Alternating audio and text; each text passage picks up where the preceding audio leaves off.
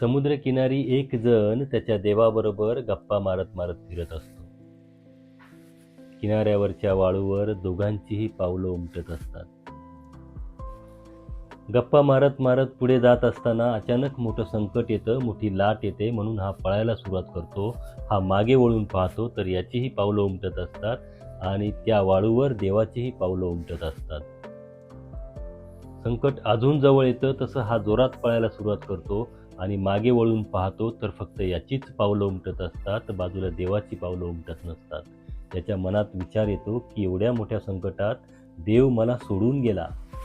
जसा किनारा जवळ येतो आणि संकट दूर होतं तसं हा मागे वळून पाहतो तर याचीही पावलं उमटत असतात आणि बाजूला देवाचीही पावलं उमटत असतात.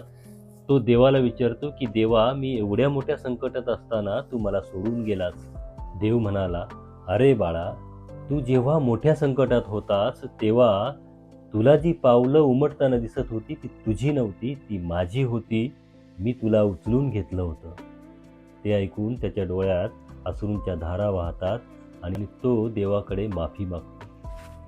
तात्पर्य, आपण कितीही मोठ्या संकटात जरी असलो तरी आपण आपल्या देवावरचा आणि आपल्या स्वतःवरचा विश्वास कधीही कमी होऊन द्यायचा नसतो.